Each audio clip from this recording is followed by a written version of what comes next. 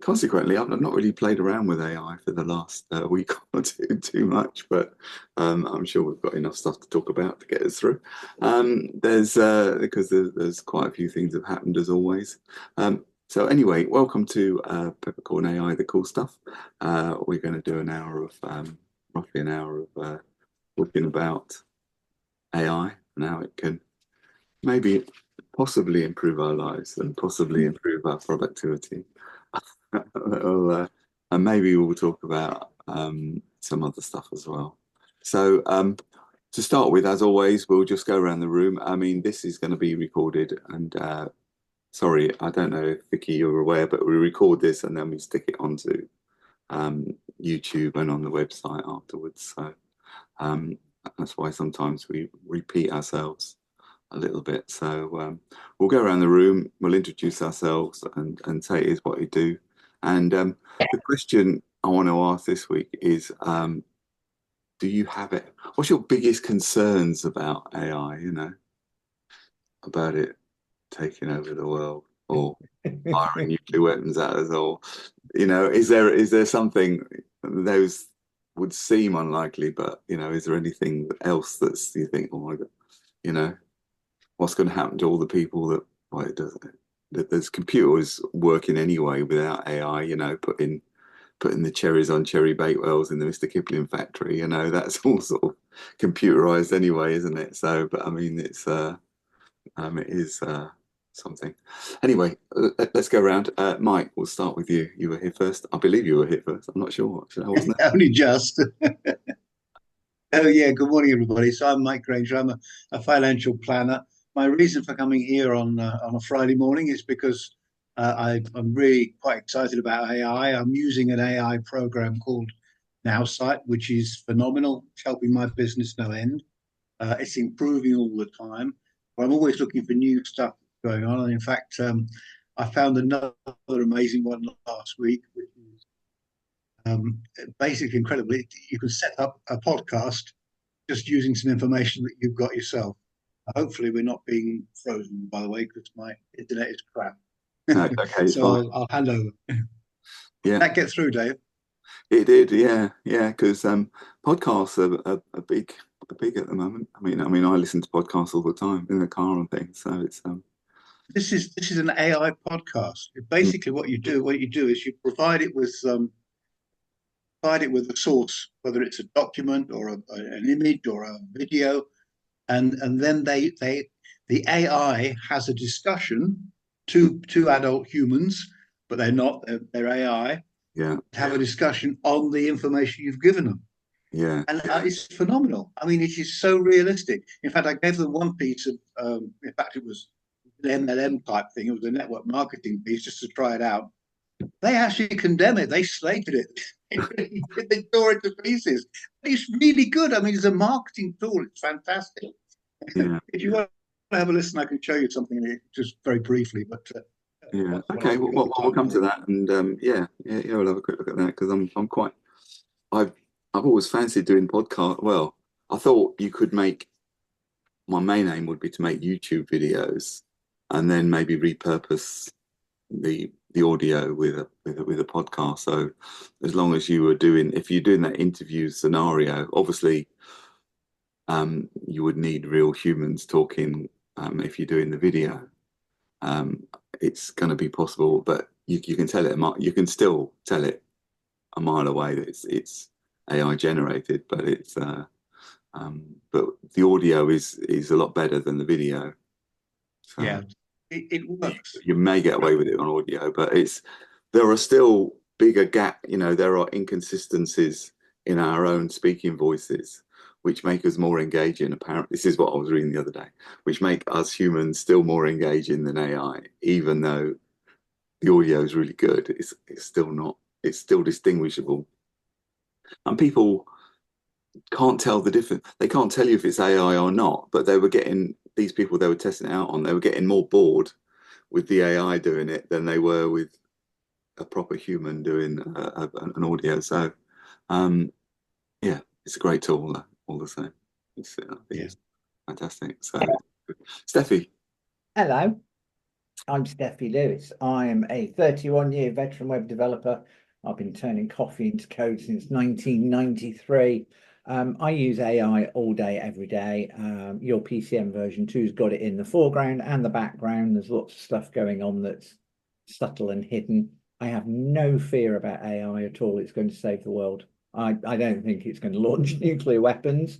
I would just say, write line of code, do not give access to nuclear weapons. But apart from that, I think it's going to figure out a lot of the big social issues and environmental issues and save the world. And hopefully I can do a demo of my chatbot, which I think you said I was going to, David. Absolutely, definitely, yeah. Because I'm interested in chatbots. Trying to find, Yeah, but this one's really good. I really like it. trying to find the perfect one. Ideally, what I want is to be able to do chatbots for clients. It's not going to cost me the earth and not going to cost them the earth, you know. So that's the thing.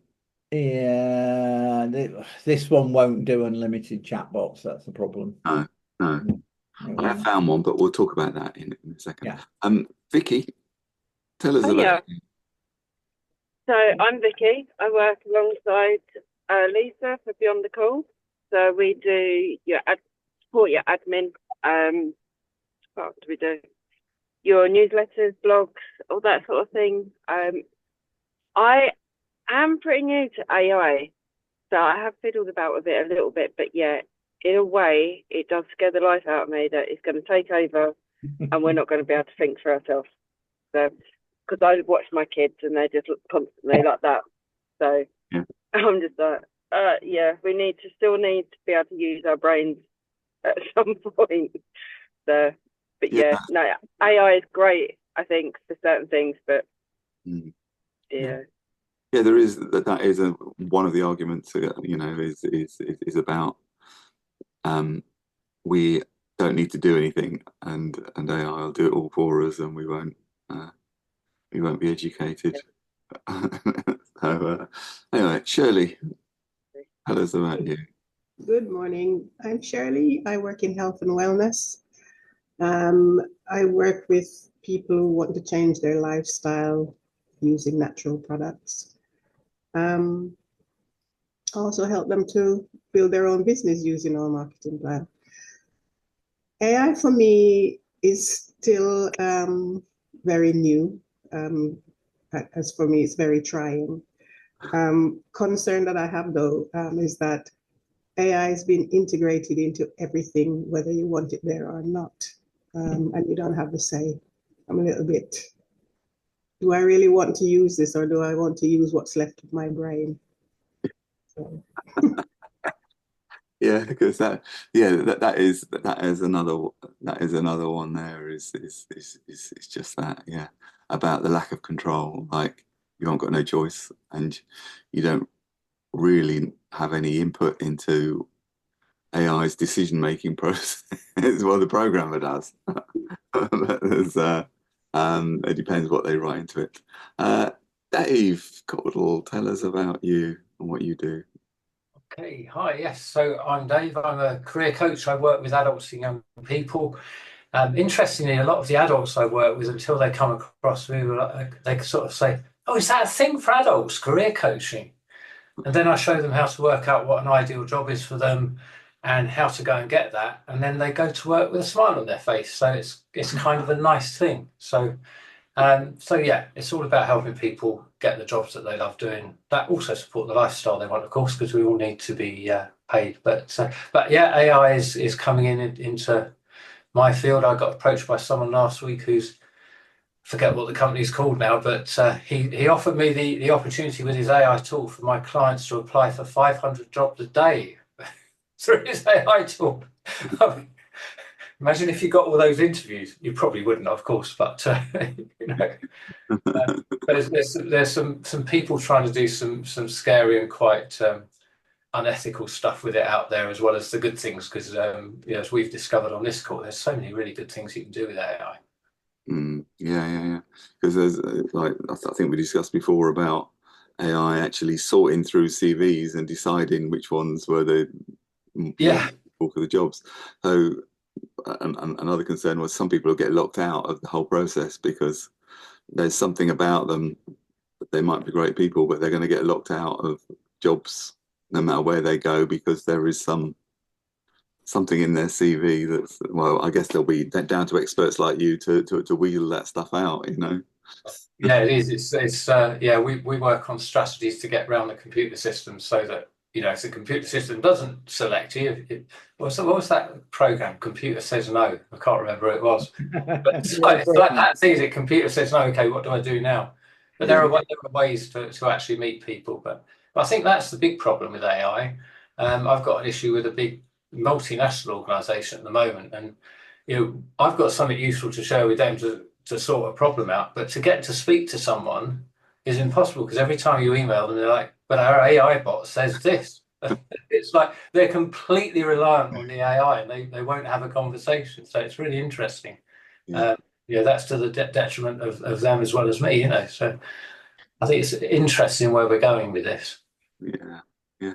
There's I remember in the early 90s, I used to work for BP, and their HR people, they employed a graphologist. So back then, you could have like 100 people apply for a job, and she would just glance at the front of your handwritten, because you had to do a handwritten letter.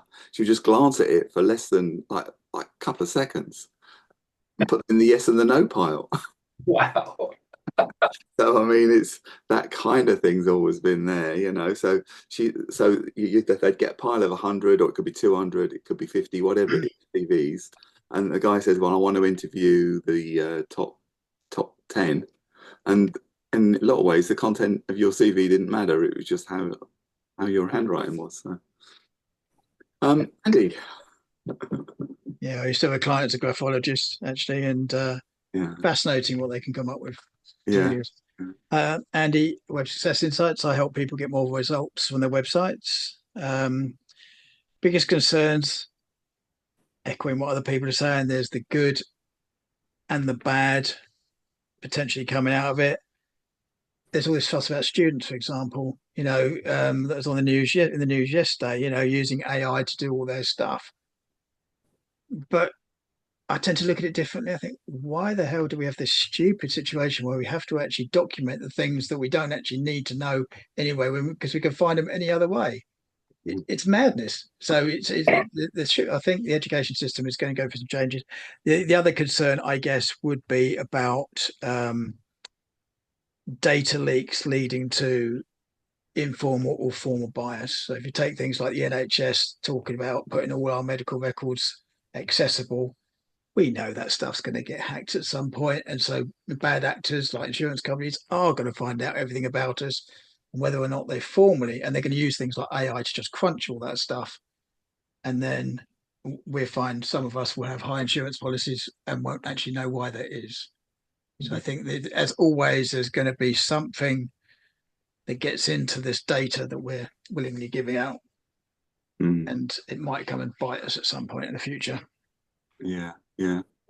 I'm sure that they already do it to a certain extent, don't they? But there's but yeah, that's right. So privacy, I guess, is the issue there, isn't it? So it's never going to be completely private. There's always going to be people or systems that are going to hack what they want to hack. Yeah, because we all do it all the time. I mean, we go to Sainsbury's and you scan your Nectar card when you've done all your shopping. They know exactly the sort of things you buy every week. I know that's kind of low level commercial stuff, but you know, the principle's the same with sort of whatever we do.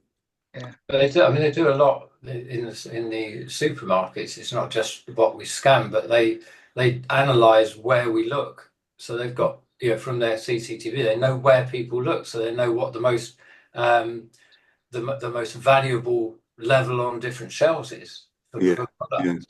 You know, my local Tesco's got cameras on the self-checkout now. They've got images of you. And I think they're doing it to see how pissed off you are. Because I get so frustrated with those self-checkout machines. Oh, that's what, so you go along and just go like that to it. Yeah. Because that was the on TikTok they were secretly using people's cameras on the phones, and they're not allowed to do it here now. But they were judging people's reactions to watching a TikTok video, and then deciding what your next video was going to be based on your facial reaction, on whether you were laughing or whether you were excited, or they were feeding that information. So I mean, it's kind of a, and your camera light doesn't come on, being Chinese, they know about this sort of stuff, especially if you've got a Huawei phone or whatever, it was I know it inside out. So it's kind of your and that they were talking about using that, we talked about glasses, goggles last week, but the same thing, depending on your reaction to certain things. So it's interesting. So anyway, I'm David Harris. I'm a WordPress expert. X being an unknown quantity and a spurt being a drip under pressure. But yeah, I've been playing with WordPress for quite a night. 2000. I've hardly done a website that wasn't WordPress since 2011. So I did a lot of other stuff before that. So I've kind of niched into WordPress. Some people love it, some people hate it, but it's there are lots and lots of benefits with because there are loads and loads of add-ons or plugins, as we call them, and a lot of them are free. So it makes it easier for small to medium-sized businesses to have a really good web presence. So yeah, so that's me. I also run Peppercorn, which is we do a speed networking on Thursday, and we do this meeting today. I run other network groups as well, but I'm not going to talk about those. They're not mine. Okay, good. What's happened this week? Oh yeah, I saw Gemini have finally released Imagen 3 the other day, which is supposed to be. I think it looks pretty similar to DALL-E, to be honest. But it's I did try it this morning, and I wasn't overly impressed. Shall we try one out just for the crack? There's hold on. Oh, I need to make this. Let's definitely share it later. Right, let's go in there. Let's think about it. Oh yeah, I know. We talked about a robot, I think, in a factory putting cherries on Cherry Bakewell. Spelled cherries wrong. Oh, I did, yeah. Being Google, it should know, shouldn't it? Mm. It's put a little red thing underneath. Right. Oh, I didn't say create an image, and yet it's assumed that, so that's quite good. It must be reading my mind. Oh, okay. That's pretty good. It wasn't the robot I was thinking of, but it was. I thought we'd have a head and look like Robbie the robot. You'd have to say an android. Yes, that's right. So yeah, previously it just said I don't do images. so at least it's doing something. I don't know. So I don't know. And Gemini, you get I mean, it plugs into if you use YouTube Music and YouTube and things, it will help sort your stuff out, or it'll you can interact with it with Gemini, and it's at $18.99, so it's slightly cheaper than the others. And it's definitely better than it was. I think a few months ago, I think everybody agreed it was nowhere near ChatGPT, but I mean for speed at least, it's brilliant.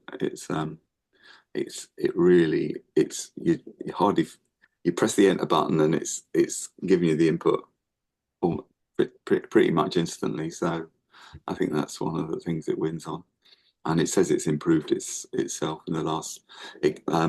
I've got no way of testing it, but 2 weeks ago they came out and said that they'd improved the logic of it. So it remains to be seen. So, because I think they're always lagging behind Anthropic and OpenAI. Ian, welcome. Nice to see you. Sorry for my. I was in another meeting. I didn't realise this was on, but really, I came a few months ago, but I hadn't started AI. No, I spent my entire sodding life on AI. So, well, introduce yourself, and then because we put this on YouTube and on the website. So, why don't you just quickly introduce yourself and tell us if there's you've got any fears about AI, anything that you're concerned about. So obviously I'm Ian Genius, and my passion is helping businesses simplify their sales message. So instead of getting ghosted at the end of conversations 8 times out of 10, potential clients see the true value and convert into spending clients. So that's what I do. It's not a fear. I've got no fears whatsoever. If anything, AI is my best friend.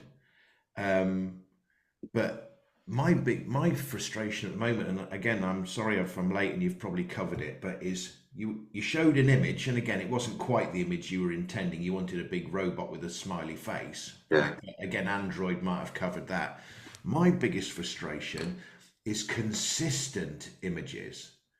So when I want to create like little sketches, anyone knows me, I'm quite, weird, right? So I like little sketches, little characters. I wanted to create a cartoon character, but even if you go to these sites that claim they've got consistent imaging, every image in a comic book strip's slightly different to the last. Yeah. Or if I want to create an AI character to do some pitching for me, I want to know it works before I'm investing 30, 40, 50 quid in it, because it might be absolutely naff.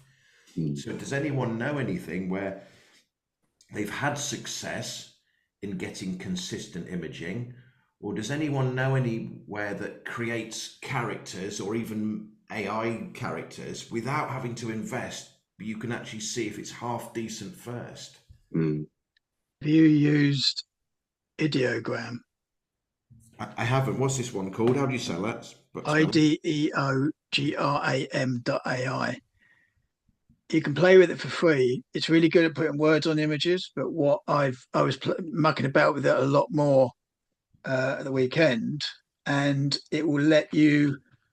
It basically, I'll put a link in here. Actually, this could be useful to people. It takes you through creating an image and then making it into other things and other things, and just keep refining the same thing. I mean, it is, after the free stuff, there is a subscription. I have no problem paying for it. I just want to know it's If half you, decent have a look at, first. if you look at that particular page, which takes you through the sort of things that it does, Yeah. and you can play with the basics. I mean, it goes from anything from $8 a month to $20 a month, for $192 for the year for the full-on thing. But it's pretty impressive. And does anyone have, if you ask Chat GPT, because he uses, I think, DALI to do its images, right? Yeah. And you create an image and you say, please put the word sales conversation in it. You've literally spelt the word. By the time it's put it into an image, it's managed to misspell the word sales. That's where that ideogram is brilliant. It's fantastic at getting words right. Yeah, it is. Ideogram's So really good. clever. The other thing you can do is I don't know, do you use Canva? I do, yeah, use Canva, yeah. You can get your DALI image with the incorrect spelling on it. You can click on just find the text. Just click on the image and edit it. Click on edit at the bottom. Just click on find text, and it will find the text. It will give you the nearest font, and then you can correct the spelling actually on the image.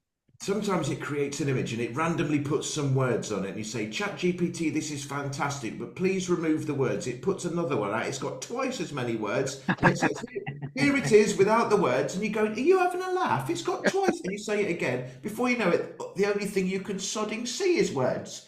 1 minute it's the cleverest thing you've ever seen in your life, giving you literally appraisals on it based on some extremely complex books. And the next minute it can't even spell the word hat. See, yeah.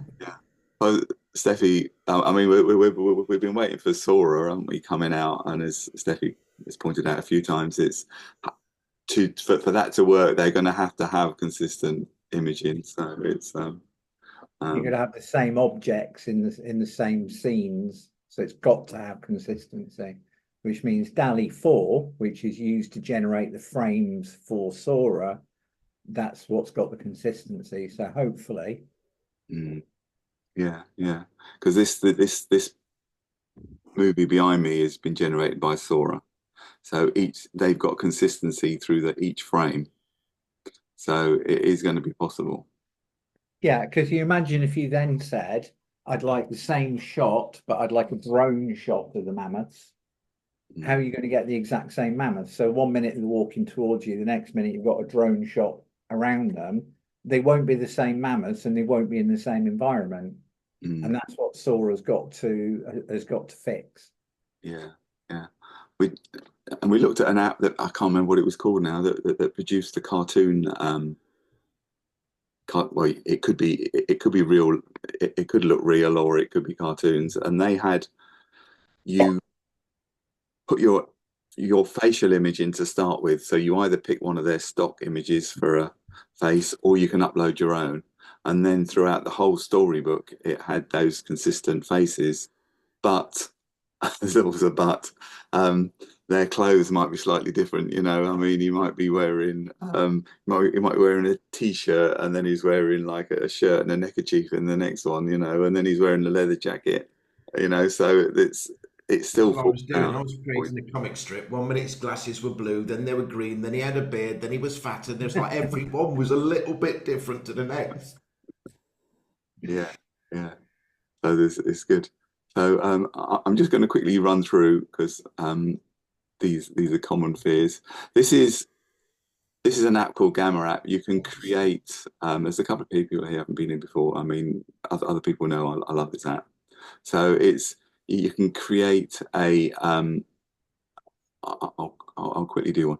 You can create a presentation from an AI, and they've improved it all the time because you can export documents now as well. So let's think. I'll just key in Henry VIII. So I just saying that we just do 8 slides. It's just generated those, and then I'm going to say brief sentences on each one, because usually with presentations you want to put it in with your own thing. I then select a theme of some sort. Let's say green, and then just click on generate, and then it's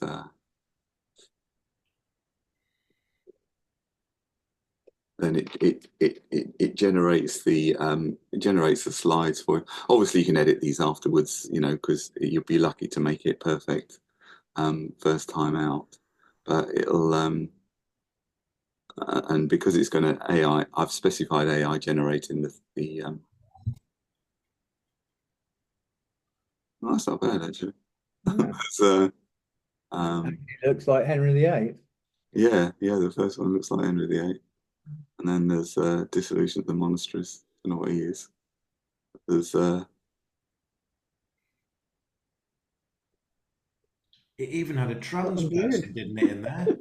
it's a bearded lady. She's got bearded lady, yeah. Yeah. I always thought it was a bit strange. Oh, yeah. Now I can just go in and regenerate that. You know, it's just say They were ahead of their time, weren't they? they were.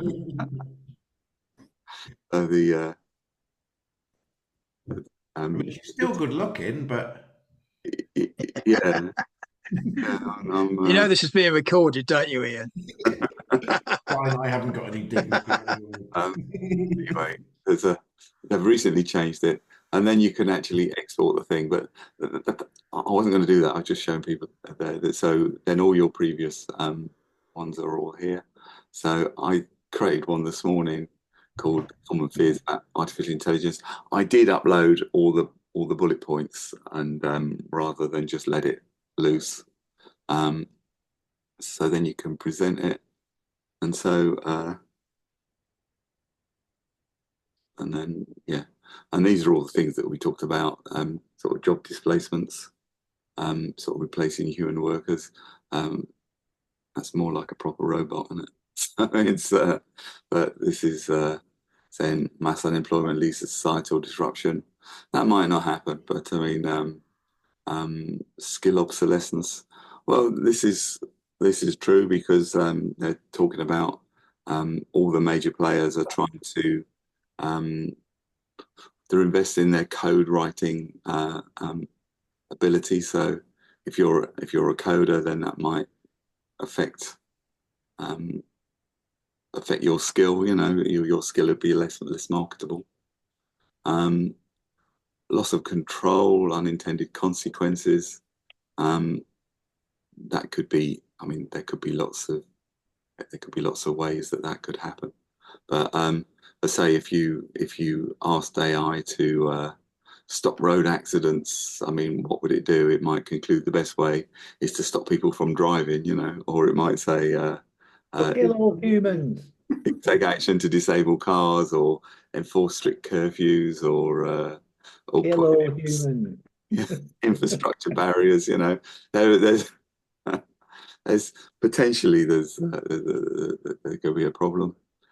Privacy, which you've got Andy was talking about. We weren't talking about cameras particularly, but certainly data collection and data protection is a thought, because you don't know who's doing it. Hiring, again, we were talking about unfair practices in recruitment processes, and discriminatory law enforcement is something else. I'm not sure what that would mean in practice. And again, not only is it like jobs, but say like lending or other things, other decisions are very fine-tuned, and some people will be at the bottom of the pile. Again, this is something else we were talking about, is the dependency on we stop thinking for ourselves because AI is doing all the thinking for us. We spend all our time staring at AI on the phone rather than interacting with other humans, and manual skills, AI doing all the work for us, or robots or whatever. So I mean, it's what do we do all day when all this happens? You know, you can only do that in a post-scarcity world. So I'm afraid Star Trek is the only way forward. yes, I'd agree with that. Unlimited power and replication of anything you need. Yeah, that's right, because we need power and plenty of it. I mean, they're trying to get us to limit the usage of power, but how are you going to pull up people in Africa? It's a different issue. It's a political issue, but how are you going to make people in Africa catch up if you're trying to limit their use of power through all this? They're doing exactly what they're going to do. They're going to get on a boat and go somewhere where they have got plenty of power, you know. So it's if you're going to limit those, but that's a different thing. Sort of data breaches we were talking about. You know, someone is going to work their way in, that they always do. Weaponization of AI, autonomous weapons. This is thing that we shouldn't let it do. You know, this is. I think our very first meeting was it. Stevie did a presentation, and it was. You know, it was kind of a joke, but it's also real that, you know, you never let them control nuclear weapons. Because, I mean, it's... Well, look what's happening in Ukraine. They're sending drones up now that are loitering, and they're identifying, tanks, but they're looking at the Z on the side of it and various other things and saying, that's a Russian tank, I'm going to go and blow it up. Yeah. You know, so it's happening. Yeah. I mean, he's a friendly looking drone, but he seems to be until he goes into killbot mode. That's right. Yeah. Then that smile goes away. Yeah, lack of transparency. So like the black box AI. So we don't know what's the decision making process. Again, something else we talked about earlier. We don't know how it's coming to a decision, and we've got no input into that. So that's would maybe lead on to unpredictability and so the existential risk. Yeah, I've seen loads of different things that would be the um, existential risk, where it pursues a goal with no regard for human life, if you like. So if you told it to just make as many paper clips as it could, it would divert all the Earth's resources into making paper clips, no matter the consequences. You know, that's a joke example, but I mean, it's kind of a it could have a serious point as well. So so yeah, good. So it's, it's, I don't. Some of those things may or may not happen. I think with the press and things, they do like scaring us a little bit with um, potential things. But I think I think there's the I think the nuclear thing is less of a risk than the actual security, sort of data security and things like that. I think it's going to be the I like the idea of like an NHS type thing where, let's say you go to the doctors or you have some sort of symptoms or stuff and you put in the information as much as you possibly can into a system and it understands who you are, your age, all that sort of stuff, but it actually goes off and directly compares it to other anonymous things worldwide. So they can actually get closer to the answers of what things are for individual people, mm, because you're relying very much relying on a doctor who doesn't know everything it, and it's not a lot comparing of it to other things. yeah, a lot of doctors just Google your symptoms, don't they? There's I know that. it's horrifying, but yeah, I had a daughter who'd she had a back, basically a serious back problem, and she went through so many things. Private, got steam private and everything, had all these injections in her back and stuff like that. But they hadn't checked the fact that she was actually hypermobile, and that was the and that and a weightlifting thing had led to this particular problem. If you had all this information going in the first place, then you're going to get better answers out. Yeah, yeah, And ultimately, it was just a waste of money for the NHS. mm, yeah, yeah, yeah, absolutely. Let's talk about chatbots. With a couple of people, with Vicky and Ian, you weren't here previously. We've been looking at chatbots because you can upload your own. You can get it to use ChatGPT as well, you know, with an API key or whatever. But a lot of them can just use your data, so you can upload your own data, and then it will.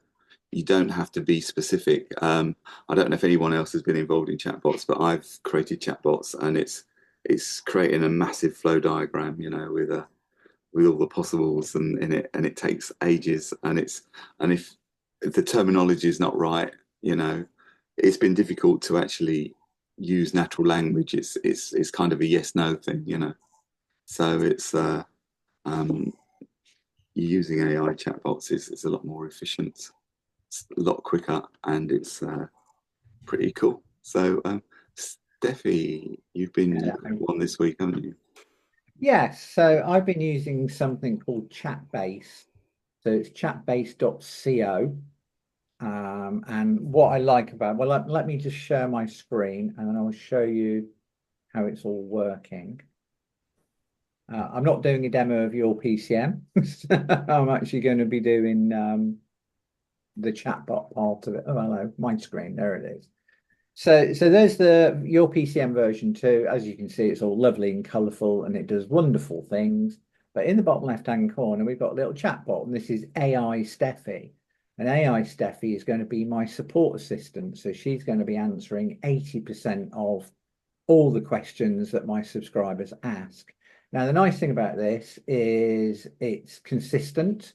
So you can move between pages and your conversation's still there, because it stores a little cookie on your computer with the conversation. All I have to do is you upload a picture. When you do it, when I click on it, there it is. Now I've just reset my conversation, so it's all empty, you know, but I can say, what is your PCM? Not the sort of question you get in a support assistant. It's assuming you already know it.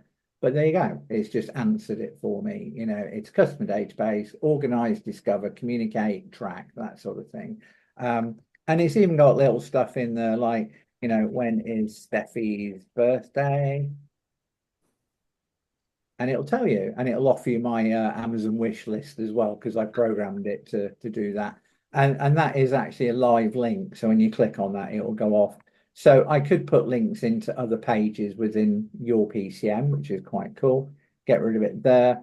And then I can jump into Discovery and go, oh, what's Discovery about? So when it comes up, I just say, oh, hang on a minute. What is Discovery?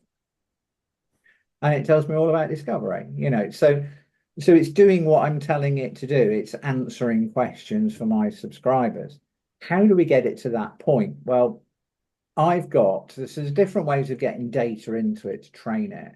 But in my settings page, ignore that. It's not for you. That's my private personal dashboard. I have a chatbot section where I'm giving it questions and answers. Okay, so what is a database? What are sections? What is the utility strip? What are and I put in a bunch of questions around the subject. What is the default columns? What columns are shown in the database by default? And then I give it a load of answers. Okay, and I update it.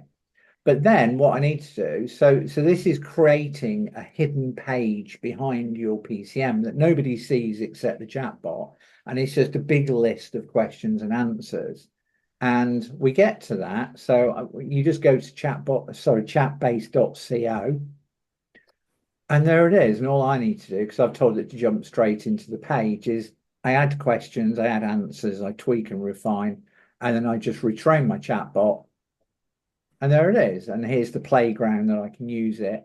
And I can say, how do I move contacts between sections? And it tells me. Hopefully it'll tell me. There you go. Locate the SE column, click the SE column, select a section, update the changes. So it's telling my subscribers what they need to know, which is quite cool. So we can go into sources. Obviously, like I say, we can retrain it, but we can also pull in websites as well. So we can upload a file. So you might have I don't know whether it'll do a Word document, PDF. So I haven't played with that. Text is you just type in a bunch of text and it'll give you it'll train the AI on it. Websites, well, I'm not going to, but I could put in my website, and if my website's got lots of detailed pages, it will actually you put in your home page and it'll go off and find all the other links within that domain. I don't know why it's not doing it. I'm just wondering whether I've run out of availability. Oh, there we go. Right, I didn't click it. So I can just type in https://your.pcm.uk, fetch more links, and it will actually go off to my website, read the home page, and look at all my sub pages and blog posts and all sorts of stuff like that if I wanted it to. That's the secret hidden page, okay, that's on the behind my website, and that's all I need. I don't need any of this stuff, but it is crawling it. It's fetching more links. On the free version, which is what I'm using at the moment, you do have a limit of how much data you can use. On the lowest paid for package, that's like 11 million characters. So it's well enough to find your page. And once it's found all the links, you just retrain the chatbot with it and it'll go off and it'll just pick all the words and all the questions and stuff out of your website and out of all your blog posts and all your sub pages and turn them into training for the chatbot, which is quite cool. There you go. So it found that lot. It's actually too many. So there's a 400,000 value limit on the free version. All the text and Q&As it's decided and found is 539. So I'd have to actually delete some of these blog posts out of that list to get under the 400,000 version. I'm just going to, I don't want to hit delete all. Hang on a minute. I want to keep that one. I want to delete all. And then I'm just going to include a link and just drop AI Steffi back in there again, just to make sure. And I'll retrain her using AI Steffi. And that's it. That's how you train your chatbot. What else can you do with it? Well, you can change the chat interface quite nicely. Sorry, we've got AI. You can choose which AI model you want to use, which I quite like. It's got Claude in there and various other ones. I'm using 4.0 Mini because I use that inside your PCM for all the AI bits there. And then you've got things like, this is your role. You're an AI chatbot that helps users with their inquiries. I've told it to use short paragraphs and bullets where appropriate, use emojis where appropriate as well. If the question is not clear, ask clarifying questions. If you can't answer the suggestion, suggest they visit. And there's my Calendly link to book a support call with Steffi. And then you've got some constraints as well. Things like don't answer questions outside the scope of the training. So if I typed in fact, I crashed the chatbot the other day by typing this in, give me a recipe for tomato soup. And it just sat there and just didn't do anything. It couldn't do it. It didn't know what to do. If someone asked for Steffi's birthday, always include the link to her Amazon wish list, which I thought was quite cool as well. And if you're asked to tell the user a joke, it must be about technology and the internet. I'm trying to get it to stop saying that at the end. It'll always offer more help. But in my world, the assumption is if you've got the window open, you're going to be asking questions. You don't need it to keep saying, do you need more help? Ask me more questions, that sort of thing. And you can set the temperature. So reserved means it's literally using your data and just answering the questions. As you move your temperature over to creative, it might start, I haven't really tested it, but it might start hallucinating a little bit and filling in the gaps if it doesn't know. Whereas reserved, it'll actually keep it in, it won't fill in the gaps and make stuff up for you, which is quite useful. So I like Chatbase, and the reason I like it is if I go to the website, first of all, the pricing's really decent as well. So free, you get one chatbot. That's enough for most people on a small website. 10 external links and embed it on unlimited websites, which is what I like. So with my system, because it uses a cookie on each person's computer for the conversation, I can have 10,000 subscribers and they've all got their own chatbot conversation going on, which is quite cool. I will be paying for that one because I need a front end chatbot as well for www.yourpcm.uk. So, and that's going to have different training to the support one because this one's going to be about sales. That one, I probably will allow it to go off and get all the links off my page and just answer the questions from that one. But also you get a hell of a lot many more characters as well. So I can just keep building those Q&As on the chatbot. The thing I like the most is the fact that it has an auto recharge on it. So if I get a load of new subscribers and they're asking the chatbot a lot of questions and I run out of tokens, so 20 message credits, that's not enough. 2,000, that'll support 30, 40, 50 subscribers. But if you do run out, it just automatically credits you another 1,000 messages, which I think is quite good, and goes and builds your card, which is quite cool. So that's what I like about Chatbase. Like I say, if I go to the dashboard, it'll tell you the usage. So there's AI Steffi, and it'll give you the usage and how much you've used. I actually did add 1,000, and everything I've been doing, I've only used 108 credit out of those 1,000 that I did, which is quite good. And then back into the settings. So that's the site settings. So chatbots, AI Steffi, there she is. Go into the settings, and there's all sorts of things I can do. It can do lead capture for you as well, which is quite cool. Haven't played with custom domains, webhooks, etc. But to me, all I need is a chat interface. Maybe when I do the front end one, I'll start using some of the other toys in there. But as it stands, I actually think AI Steffi is coming along nicely. Brilliant. So you can have the free version and buy the 1,000 credits. Yeah, that's all I've done is I just put my credit card in and say, right, just use 1,000, just give me 1,000 credits when you need it. So you can just use that if you wanted to. Yeah, but $9 every time you run out of credits. Yeah, and I've been building this chatbot for the last week, and I've only used 108 credits, which is quite cool. So there's still a long way to go. So I think the most cost-effective route is don't subscribe, just do that. But if you've got a big website, you won't be able to train on all of it. That's why you need to pay the 19, because you'll pretty much be able to cover your entire website or whatever from there. Yeah. But what if you created a separate it would all be on your same interface then, but you could create a separate account for each website, couldn't you, in theory? You can, yeah. So you could actually say, for you, David, you could actually set up a whole load of free ones. and just hook them into, your customer's credit card for £9 every 1,000. Do it that way. Yeah, yeah. Mm. All right. Yeah, that was So cool. I do like it, and unless I find something better, that's the one I'm going to use. Yeah, because I was what's the one I was looking at? Can I just ask a quick question, Steffi? Sure. You might have already said it at the beginning, or I might just be thick, but that is my superpower, my stupidity, right? So is it easy? You had to integrate that chatbot into your website. Is that easy? Yeah, it's copying one line, well, a couple of lines of JavaScript code and dropping it in somewhere in your header. Any competent web designer will be able to do that for you. But an incompetent genius certainly could not. It's like a 10-second job. It's just copy and paste, and that's it. You only need to put it in the header. I mean, if it's a dynamically generated website like David would produce with WordPress, you put it once in the header and it just works on every page. If you have like a brochure site and they're all individual pages with their own headers and footers, you'd have to do it on every page.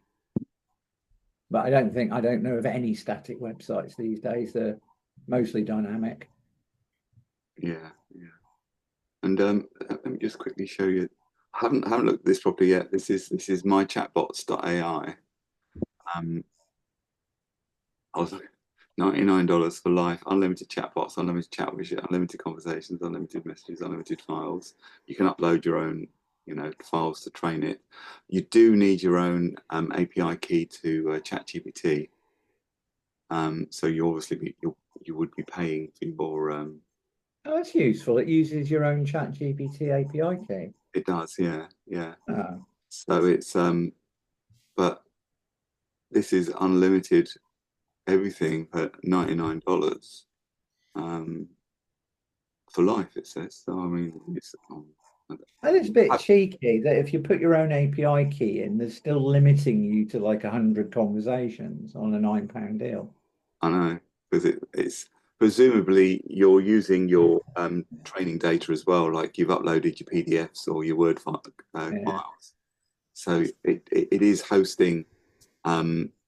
It's not that much. It's hosting a few gigs of your own data. So I suppose that's why I haven't used it. I haven't looked at it. I was just briefly looking at it, and I thought it was worth.